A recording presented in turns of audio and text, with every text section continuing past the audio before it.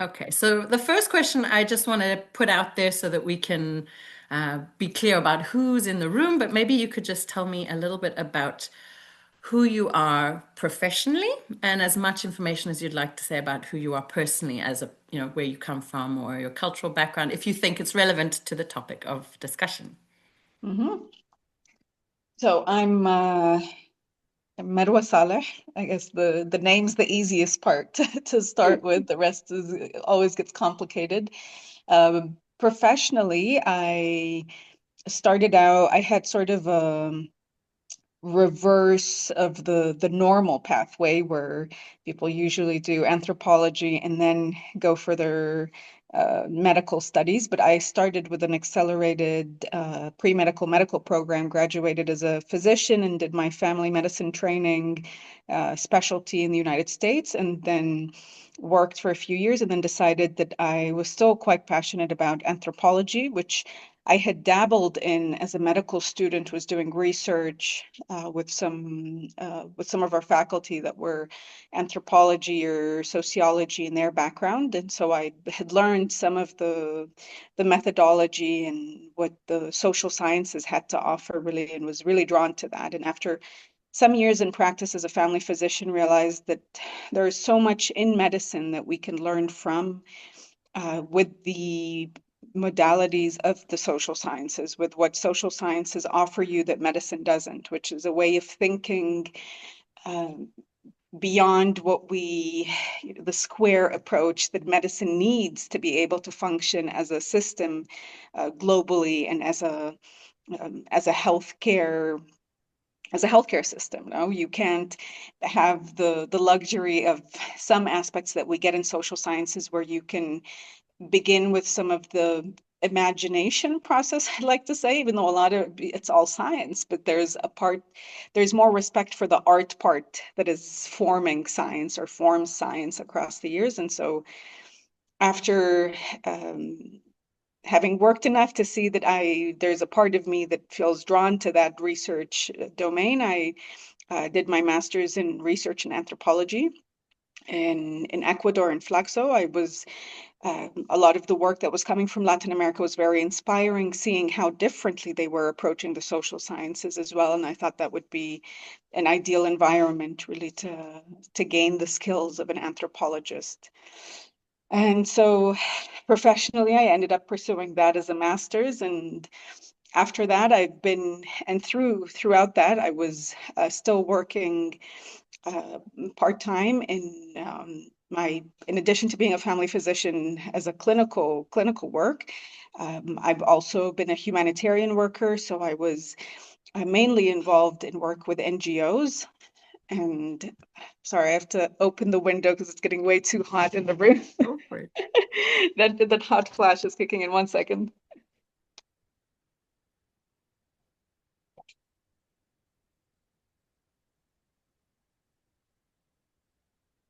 All right, you get it.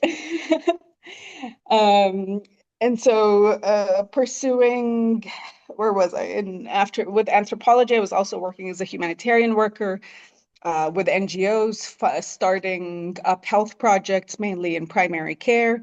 And so professionally, I'm a combination of anthropologist and medical doctor, very much focused on humanitarian work and crises interventions, but also uh, the other side of my work has been in just normal clinical context that I've been trained in the United States, and in Lebanon is primarily where I've had regular clinics that I've worked in. So that's professionally. Personally, I think my professional career and my professional journey has taken me to many different countries. So I've lived in or established a life in over 5 countries in the past 10 years or so. And so that to me is defines a lot of my personal side in terms of I consider myself really a global citizen, sort of a cliche term, I think, in our day sometimes, but I think it's a good way to capture kind of when no place is quite home, but but every place you go to with a purpose, I think for me ends up becoming a sort of part of my home. Originally, I am from Lebanon. I was born and raised in Lebanon and left for my university studies. So I went back at some point for work, and some of the humanitarian work I've done. The latest emergency response I was involved in was in Lebanon last year during the war, and so I still have very close connections and ties to my homeland.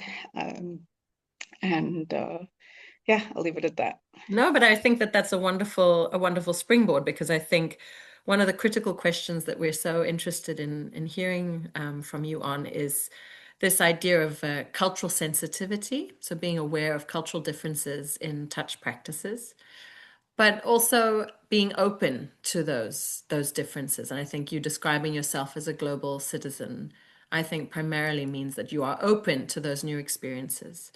I want to sort of put the pin in that because and I think it will lead it'll come back and also maybe lead into this question, which is I mean, I think that most people who would see you and your title would say, "Oh, well, she's a Western trained medical doctor, and practices it, and that this will be, will formalize how you feel you can treat people." But I have a question about whether you can speak to, in the places that you've practiced, so Lebanon and the US, whether there is a difference in which you practice. Do you practice differently depending on the culture in which you're in? Or do you feel that Western clinical medicine is in that square that you described and that you just consistently practice irrespective of where you are? Yeah, great question. So definitely the way I practice is different geographically. So between Lebanon to the US to I'm also licensed in Mexico and worked clinically in Mexico for some time. And the type of care I provide or the type of medical attention I provide as a family physician is different depending on the geographical context. Um, but more so than just the geographical context, I think there's also a temporal change in the type of practice I have. So being a fresh graduate versus a year out, 2 years out, and now close to 10 years out of medical school, uh, the the type of care you provide and the way medicine is changing as well, right? But when I graduated medical school, the amount of information you had to search through to get to an answer to help guide your diagnosis and management of a patient was not nearly as vast and wide, and the resources that we have now as clinicians and the fact that so much is dictated by your computer, by what you have in front of you, by how much you have to document, by the administrative processes that have been added over the past decade to medical work, and how much then that takes away from the touch aspect and your presence.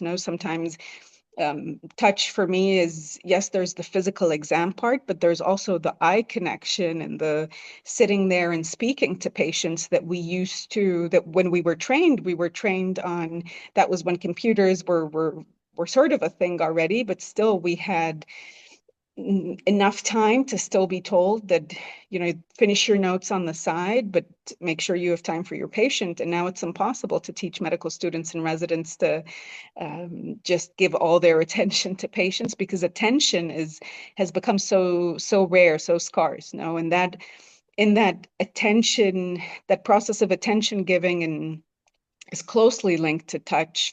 I think there's an aspect of touching patients just with your eyes. The type of look that you provide a patient, the type of the facial gestures you make, that's all introducing the aspects of touch that then transform a clinical experience for a patient, for it to become a fruitful one where they come out of and they feel recognized, acknowledged, appreciated, and are motivated to manage their condition, or if they leave your office feeling misunderstood, unheard, and that. So I think I started on this.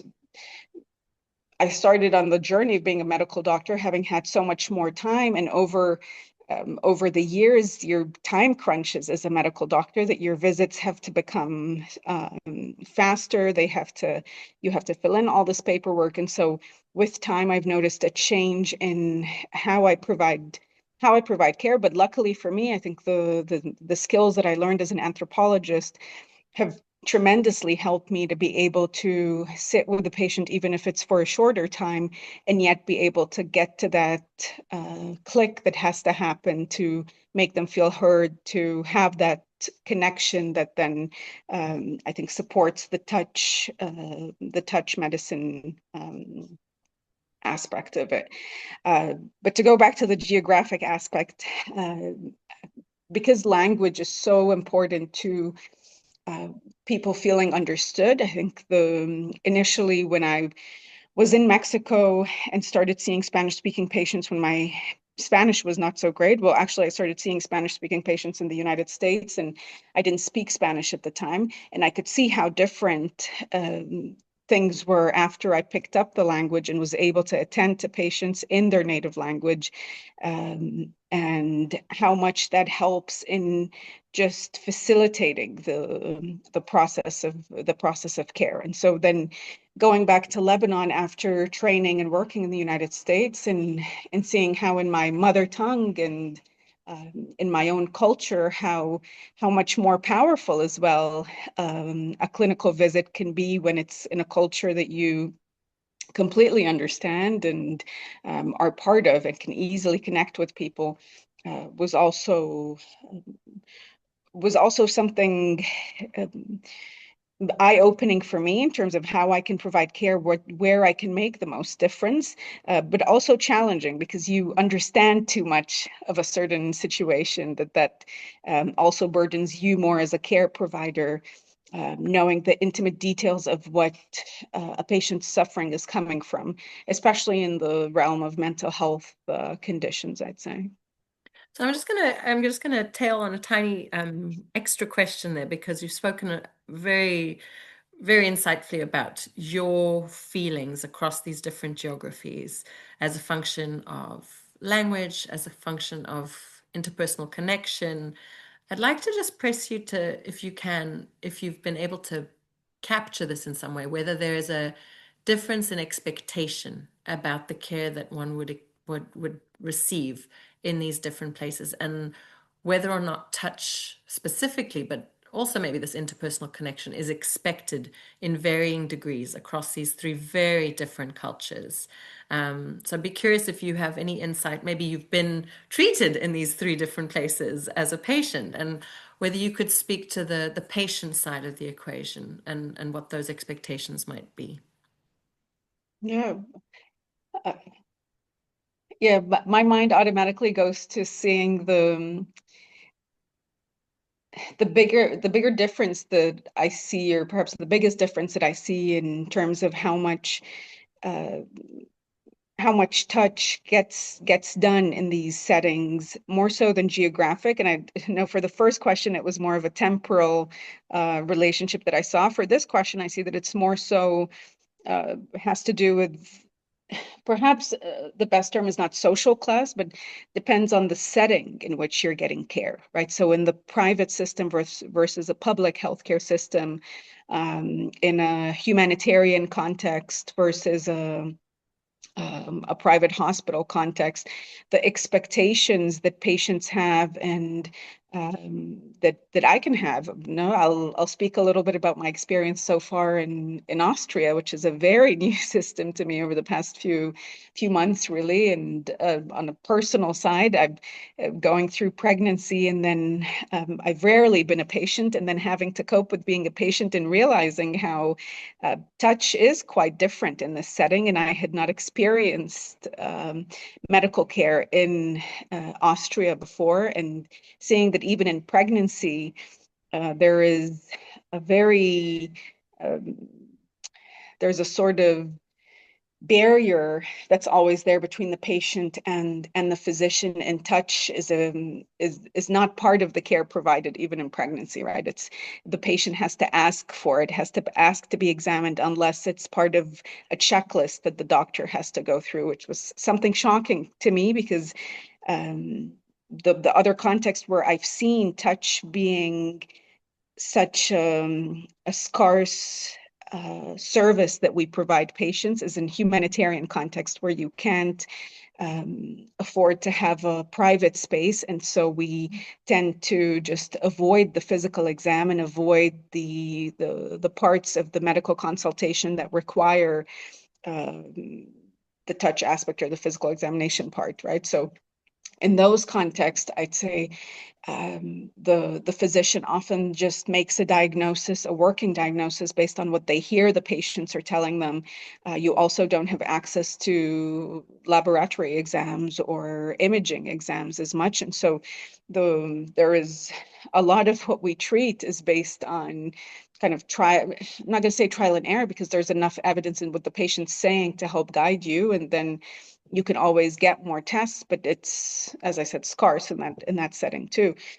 In my experience in the United States and Lebanon, the difference in access to I think I'd say in Lebanon the context or the culture is very much open, and we use the word touchy, right? So it's quite common to have a physician put their hand on your shoulder or offer some solace during their counseling on for a bad test result or whatnot. And there is that element of exchange, and there aren't as many barriers to touch in Lebanon. In the US, it really depends on where. It's just so vastly different. Having practiced in New Mexico, Texas, and New York, in New York City, I'd say New York City is probably where there were the most barriers, where there's a lot of the individualistic and perhaps, if I may say, capitalism takes on a different or makes medicine take on a different meaning, or not meaning, but perhaps the attention that you get, you don't expect as much of that touch aspect versus practicing in a small town in New Mexico where patients are very much more open, want to be cared for in a way where you offer sympathy, empathy, and sympathy and empathy for me are easier to provide when there's some element of touch, some element of closeness or proximity to patients. But again, I'd say in all the different clinical contexts or geographic contexts I've been in, I think the bigger factor for what defines how much touch is involved or interpersonal connection involved is more so where you seek care, if you're seeing a private doctor who has time, or if you're seeing an overworked doctor who has seen 20, 30 patients before you, and you're just, someone else on their list. And then in some contexts, there is a big cultural element, like what I'm starting to observe in Austria, where the culture doesn't expect for there to be as much. Like, I was having a conversation with some Austrian friends about, like, are you happy with how with the type of healthcare provided, with how your doctor approaches you, how they greet you, how there's not much eye contact, the way that they present information to you, because I've heard that across the board. I mean, this is just how doctors are in Austria, right? This is, and I think that's going to be a very interesting. It's already kind of stimulating my mind to think about where I can go with this from a research perspective, and the impact of the clinical patient interaction in this context. So I'm going to pick up on a couple things because they really were extremely thought-provoking, and they tie into a general concept I have, which is, and I think this is also something you were saying, that in some cases you're using your hands to understand the body that's in front of you. And this was definitely the case before we had, very high-end diagnostic tools ranging from imaging to lab tests. We had to use our hands to understand the system that was in front of us, whether it's palpation or, just feeling skin tone to, our hands were a diagnostic tool. And you read some beautiful 19th century diaries of doctors, and they talk about their hands as their tools. Um, and then their hands are also a way to create that connection that you've spoken so beautifully about. And you've also said that there's a prelude to that with eye contact and approach. And I just wanted to sort of maybe zoom in on this special case of pregnancy because you're living it now as a patient as well. And I think about these cases where, again, diagnostically, before ultrasound, your hands, and this is still the case for a lot of midwives, are the way to find out if the baby is in the right position, if there are any abnormalities, and so on and so on. So I just want you to maybe first as a patient and then as a doctor talk a little bit about the need to use our hands for diagnostics in certain cases, which is now no longer the case or less so. But then also this need for our hands because, especially when we're pregnant and we have this very, fragile, very changeable state. Do you, as a patient, and I'm asking myself, did I want my gynecologist to touch me more? And I'm trying to think of the cases where I had the midwife, sometimes less gently than others, sort of manipulating me or touching me. Is it something I wanted? And I don't think there's a correct answer, and I think it's very much subjective. But could you speak a little bit first about as a patient and then as a clinician about these two roles that our hands play? And then as the patient, whether you would have liked it more, and maybe also as a clinician, whether you would prefer, whether you would trust your hands more than a lab test or an ultrasound, for example. So there's a lot in there, and you Yeah. can take whatever sparks your interest, but I would love to hear a little bit more about that. Yeah, again, great question. Helps me kind of dig a little deeper with these very fresh experiences I've had.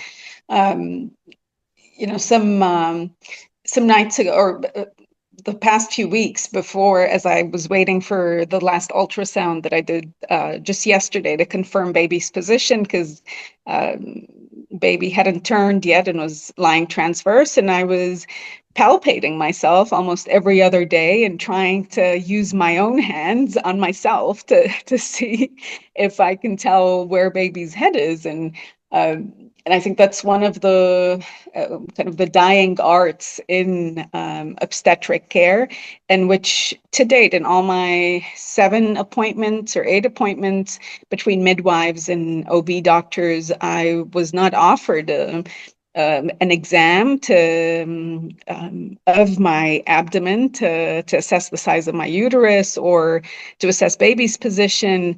I asked a midwife once, and I said, this was 3 weeks ago, I said, baby hadn't turned on the last ultrasound. Could you confirm? I feel like this is the foot here and the head there, but I don't want to make that decision myself. And she tried, but seemed really not so comfortable with her own hands on my abdomen, and that really took me aback, because I was also in my experience with midwives globally, that they are very hands-on, that they are very much comfortable with providing that aspect of care. So I definitely think that art of knowing how to use your hands to palpate, whether it's in pregnancy for the uterus and the baby's position, the size, or whether it's in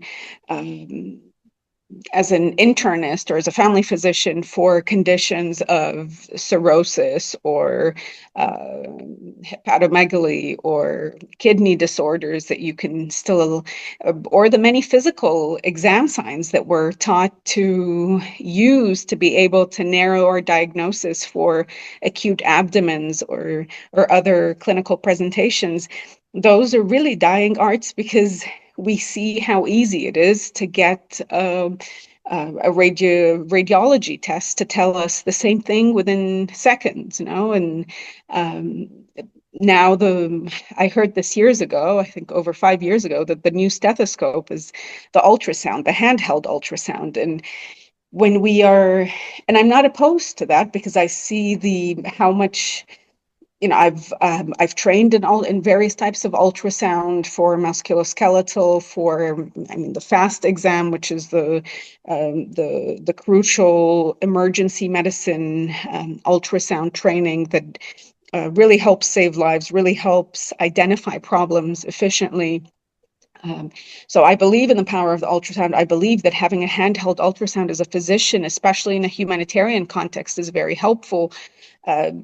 But it is also so crucial that when you don't have the technology, where many people, most people in the world still don't have access to imaging, when we talk about humanitarian medicine or we talk about global health and underserved areas, the reality is that there is such a growing discrepancy. And we talk about what's ideal. Ideally, every medical doctor, medical student can train with an ultrasound, but reality is we're quite far away from that. So it's kind of a mixed answer that I see. It's essential in the right context to keep teaching the physical exam, and it's essential that for my personal practice, I continue to use a lot of the physical exam techniques that I was taught to elicit kind of a diagnosis and have a diagnosis in mind before I go to the imaging, and then use the imaging to kind of confirm what I've already made as a diagnosis, right? And that's very helpful. And there was another point that I wanted to make on towards exams. Oh, and then, even though we may lose, or even though the physical exam may not be as important anymore for diagnosis in developed settings or settings where access to healthcare is easier, there's still an element where examining a patient is helpful for the patient, for the patient's psychology, whether if it's in an emergency context or in pregnancy, right? I would have felt way better waiting 4 weeks before getting another ultrasound if I had had my abdomen examined and if I had confident midwives or OB doctors that could palpate and say, all right, your uterus is a good size for how many weeks you are. Baby's head is probably down based on what I feel here. And that's not too much in training, right? Those aren't skills that are very hard to teach. Those are skills that we shouldn't lose in the healthcare profession, even if we're not depending on them for ultimate definite diagnosis. I'm not going to be referred out if the baby's not turned, but that at least is going to help establish the relationship with the healthcare system, is going to give the patient some solace of, okay, I feel reassured, I feel confident. But instead, for weeks, I was thinking about, oh, it's going to be, if it's a breach, then it's a surgery. Oh, then I don't have a chance, then, right? And that is unnecessary worry that comes. And part of it is because I know as a medical doctor what the downside of having a baby that hasn't turned by 34 weeks is. But also, I think many patients and many women are now informed about, pregnant persons are informed about what could happen if their baby hasn't turned around a certain time.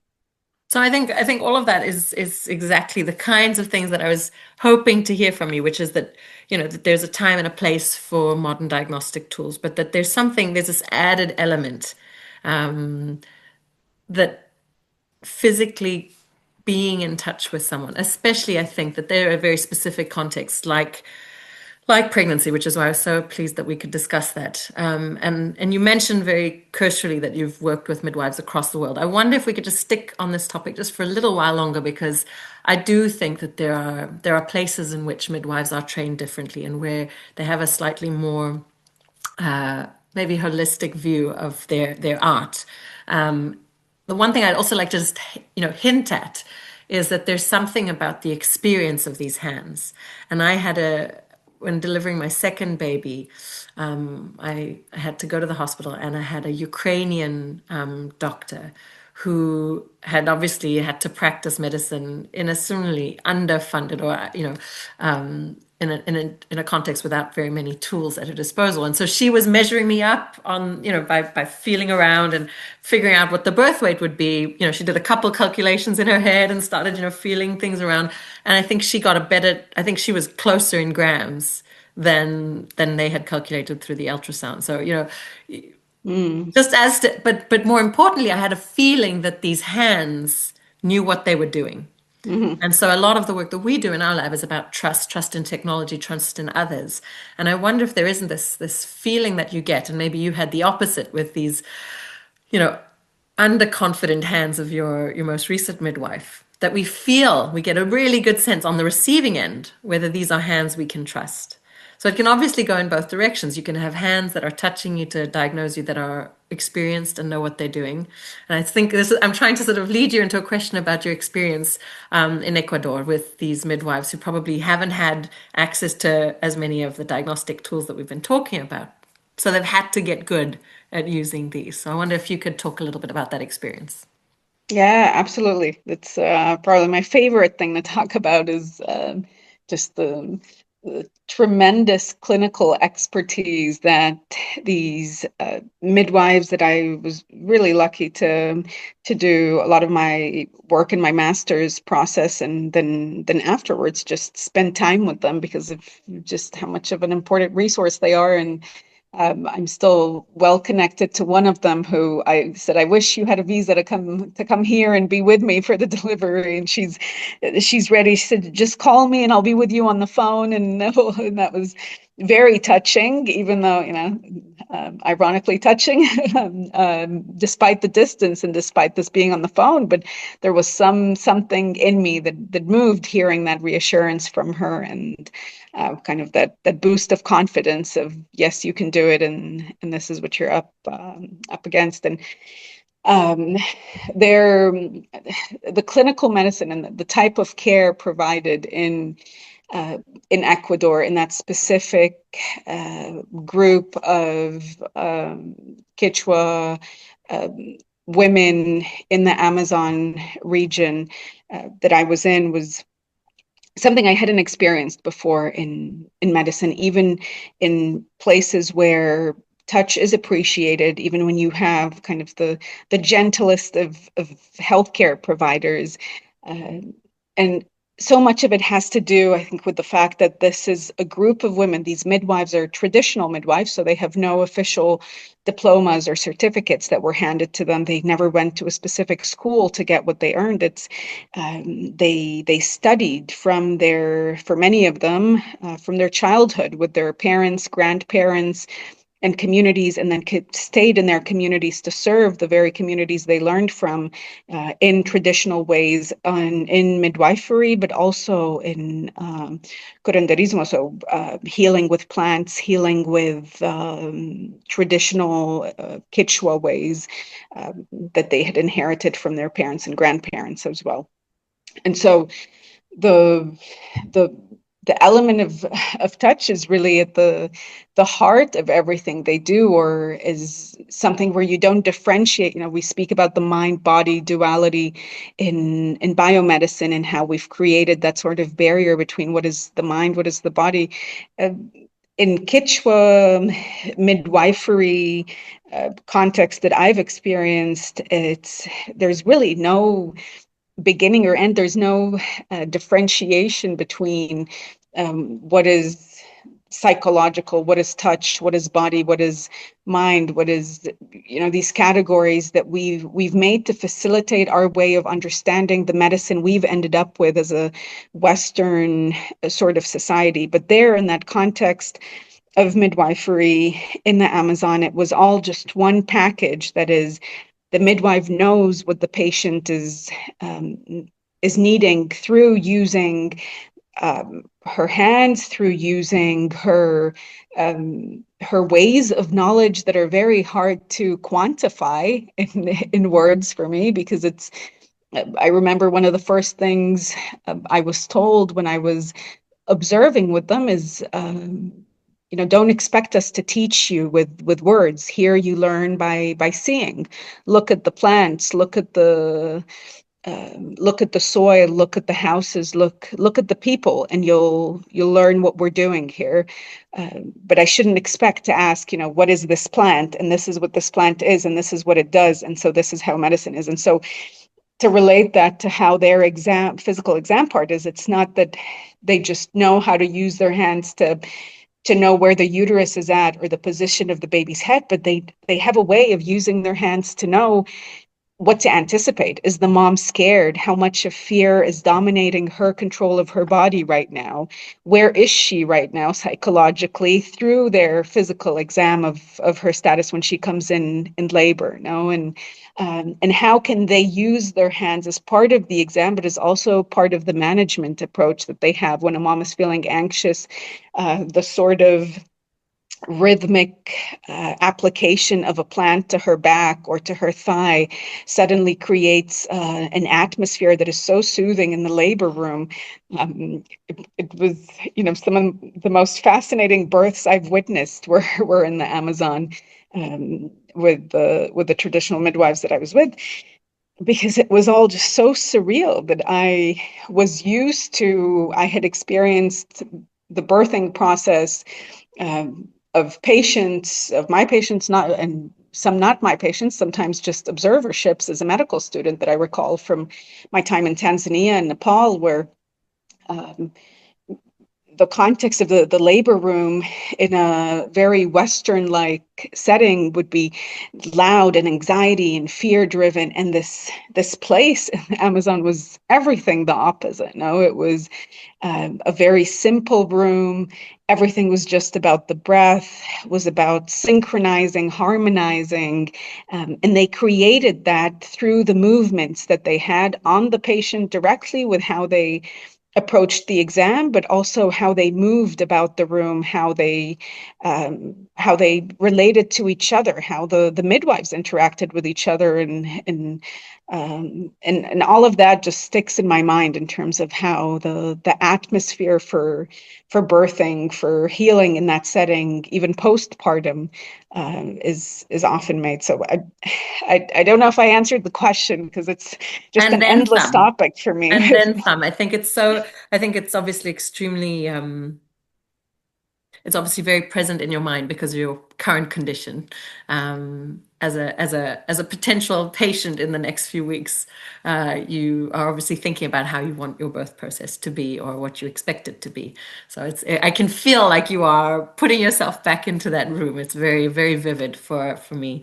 Um, I wonder if I could ask us to take a step back and now, as if you're able to put your cap back on as a physician, do you, and this can sort of be what we close up with, but we obviously can just carry on talking forever as well. But the last question I had on my list is whether you see a way in which we can have the best of both worlds. They sound like there's such different ways to approaching the person sitting in front of you. There's such a different way of understanding what it is your job is as a healer.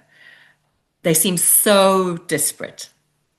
I think from what I've heard you say about your own practice that you already are trying to do this, find some way to capture some of this connectedness, this interpersonal relatedness into your Western practice, but that it's obviously context specific, that if you don't have a private room, if you are under extreme stress or pressure, that it's less possible. But I wonder if you could speak to this best of both worlds idea, because obviously there are Mhm. also cases in which, as as magical as that all sounds, if your patient starts to go into distress or the baby starts to go into distress, I wonder whether there are any number of plants, and this may be my Western skepticism, that can do what modern medicine does, which is, Mhm. extremely acute.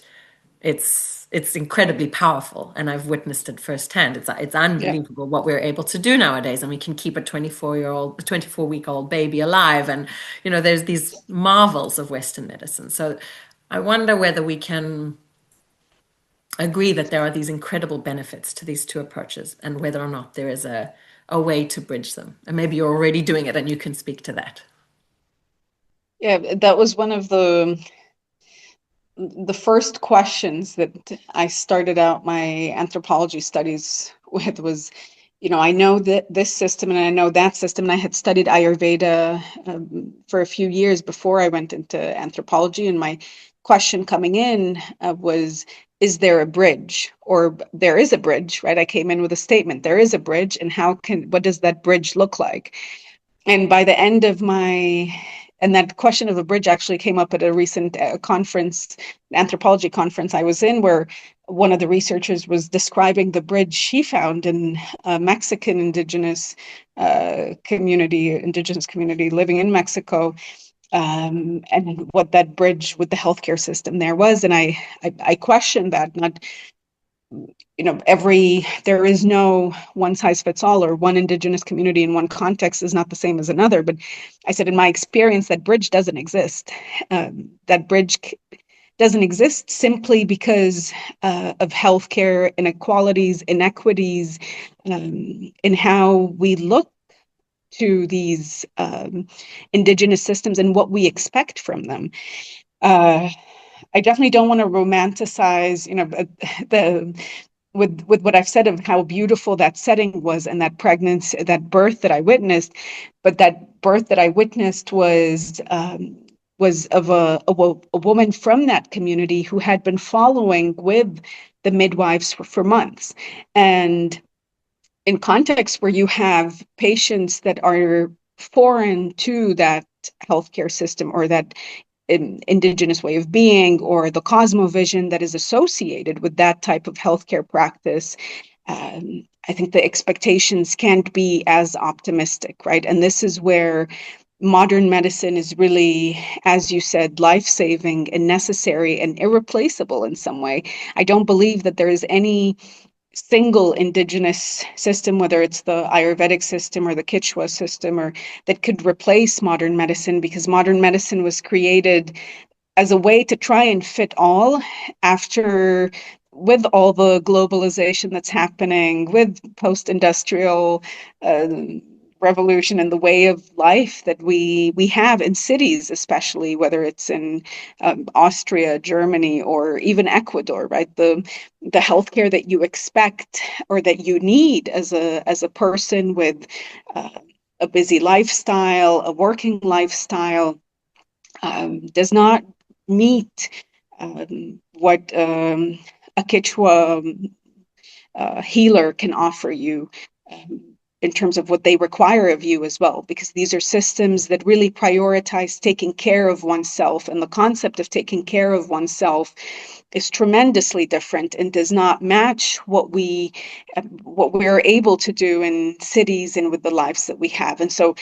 um, not in a pessimistic way at all, but to me, there is no bridge where we can suddenly merge these systems together. However, there is definitely a space for where we can learn from these dying arts of providing care, right? The midwives I worked with, and the traditional midwives, had attempted to merge with the local healthcare system. And they actually had a grant years ago from the government to open a healthcare center at their midwifery center and have doctors work in that clinic with them. And it ended up being an unsuccessful attempt to merge two systems, where they became frontline workers and they were caring for patients 24/7, and doctors would come in for emergencies, but it wasn't equitable at all. They weren't recognized as healthcare workers. They weren't acknowledged in what they were providing, and yet they were providing most of the work. And so I think until that mentality, at least on an administrative, federal uh, level, changes, and until we're able to really look at these midwives and see them as equals in healthcare systems and healthcare workers, and trust them without understanding what they do, which is the hardest thing, right? Trusting something you don't understand, and trusting something that doesn't fit into the algorithms that we've spent 100 years, 150 years now building in modern medicine. Um, is challenging for most, and I'm probably one of the spectrum, on the spectrum of very open-minded and very willing to trust, but I see how difficult that is. During COVID, for some time during the COVID pandemic, I was with the midwives, and I had to trust. I was there as not as a physician, but as a researcher. But when patients came in seeking care for COVID symptoms they had, I had to refrain from giving certain opinions because I didn't understand what they were doing. And sometimes I was quite concerned that this should be a hospital emergency.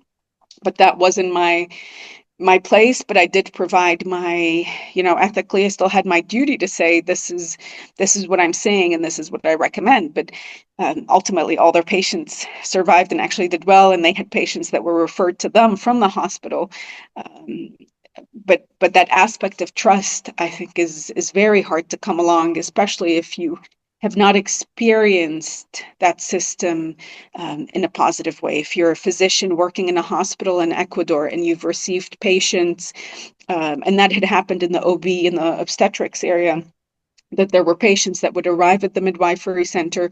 They would have been in labor for 3, 4 days at home and then come in when things were already too late or too difficult for them. And they would have negative outcomes, or baby would have negative outcomes.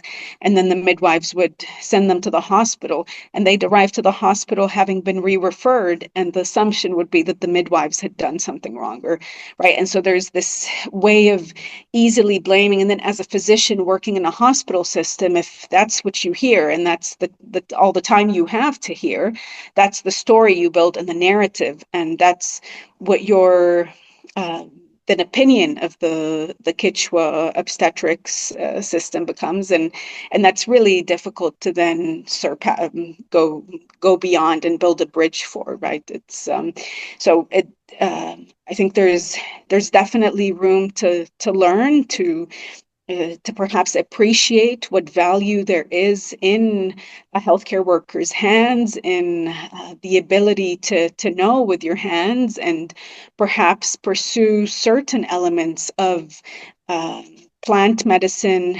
Though I'm often a little nervous saying this because I certainly see that a lot of plant medicine. Um, I mean, historically, there's been abuses to certain traditional systems where we take their knowledge on plant medicine, see what we market of it, and then pharmaceuticals end up with the better end of the stick, and the communities, yeah, and the profits, and so it's a very delicate balance. So yes, there's a lot to still benefit from these dying arts of healing and of care, providing care, but it it would be it wouldn't be much of a bridge, really, to be fair and to be realistic. I think those But are all perhaps I'm really wrong. important. And I think where I see, first of all, I see a glimmer of hope because we've seen how acupuncture and acupressure have been adopted by Western medicine.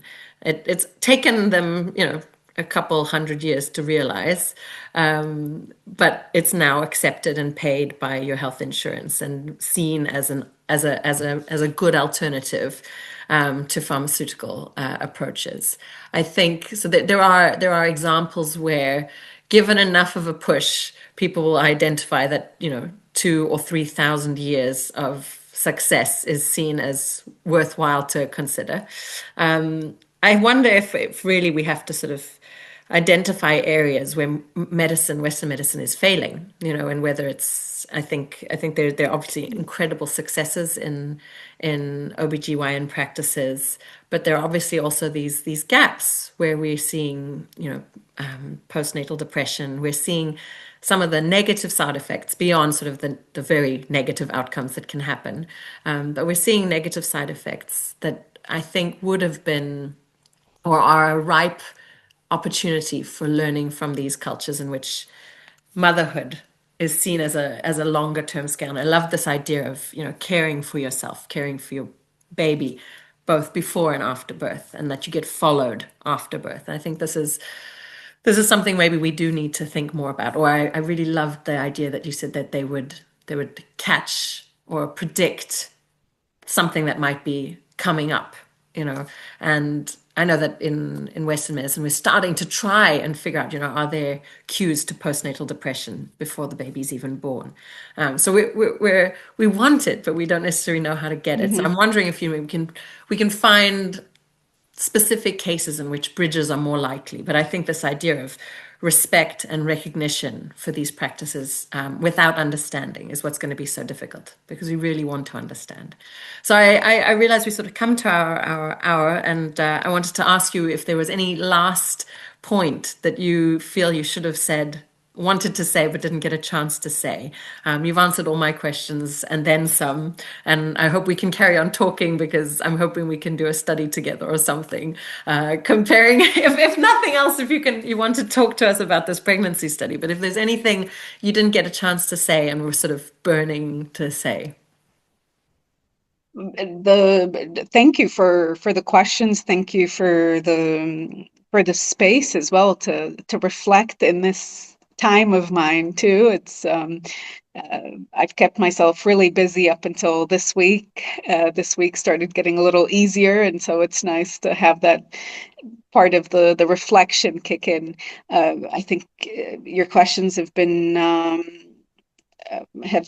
given me the space to really express most of what I wanted to say with regards to uh, touch medicine and where my research, my background, my clinical experience has been or brought me to, and my perspectives on it. And nothing really to add. I would just echo your observation and your comment that perhaps the areas we should be focusing on are areas where medicine is sort of failing. It's and to that end, some of the uh, my current interest is in medically unexplained symptoms, which we've put as a category in ICD, the International Classification System of Disorders, and the DSM, the mental health specific one. Which I don't think is used across Europe, but at least in the US. And that category of conditions, which include but is not limited to conditions where people experience chronic pain that we can't explain, people experience chronic symptoms of different symptoms, not just pain, but could be nausea, could be primarily pain, usually because Headache. it's hard to pinpoint the place, but could also be functional symptoms that we just don't understand why they're happening, and all the tests come back negative. And I think there is a very important entry point for where we can then go to traditional systems in specific contexts that have experience with these conditions, that have perhaps insight into why does this happen? How does this happen? Or how do you approach it when it does happen? And come in with very humble questions with the readiness to respect, recognize, and perhaps that's where we could form professional bridges that allow us to dialogue with our healthcare worker counterparts in those very different contexts from our universities and academic settings, and then come back with what we've learned to inspire new horizons and research in that medically unexplained symptoms, or now termed SSD, the somatic disorders, somatoform disorders. But I think that's definitely where I'd like to head next with regards to my research, or putting questions or question marks on what we're doing in current medicine, because I see this is one of the biggest areas that my patients in family medicine practice suffer from, is after having sent them to a number of specialist providers and still no answers are being provided, or answers that don't meet the needs of our patients, and patients are often doomed to, chronic fatigue, and accepting that that's a real diagnosis, and that's something now you have to live with, rather than, in a way, modern medicine is giving up on certain human suffering and just saying that that category is not life-saving, so we can't afford to provide more care for them. But that can't be okay, and that is not okay, and that's where the quality of life and our role as healthcare workers cannot end, but rather we need to advocate for those patients, and especially in family medicine. I think that's such a lovely place to create a bookend to what you said almost right at the beginning, which is that you want them to feel heard and seen first and foremost, and that touch plays such a strong role in that. It's when you've decided to put your hands on someone, there's no greater evidence that I'm here for you, that we're present together in this moment. And I think with these individuals who are forgotten, at least the least we can offer them is telling them that we've heard them, that they're not making it up, that it's not just that because I don't have a box to tick and say that this is what you have, I've heard you. And I think having done my PhD in pain, this is something that I think about all the time because it is, you're about to have a child and there are these stomach aches that these kids experience for years. And the research is completely unhelpful. They're just told that they have a bellyache and it's maybe stress and it's maybe anxiety and it's maybe a virus, but we don't know. And you're just going to have to, and these poor kids are not listened to and not seen and not heard. And then it's up to the mom or the dad to just touch them and say, you're not making it up. I know you're not making it up. You're heard, you're seen. And the question is whether that should be something the doctors should do too. And I think we'll just leave that as the question mark. Is that what we want our healers to do, to make us feel seen and heard? So I want to thank you again. It was such a pleasure to talk to you and listen to you. I heard every word. You were seen and heard. I wish I could give you a big hug and wish you well on this exciting adventure you have in front of you.